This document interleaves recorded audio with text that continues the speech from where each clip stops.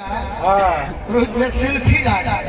ओकर गीत इतना सुंदर ए राजा जी के फूल कइदा अपन नहीं हाथे हमर फूल कइदा ओ पेगो देखली तो लड़की भी अपना जोगन निमने बोली भी बाबा एगो हमारा ने नौजवान बोले बा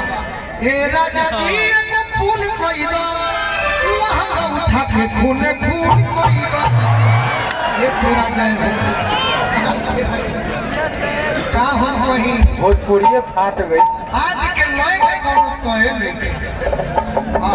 बाकी हम कहते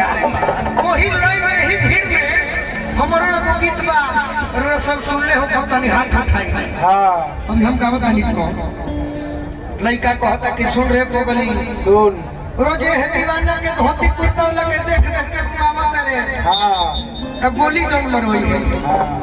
ओकर हम स्वाद चख ले बनी सुधीर भैया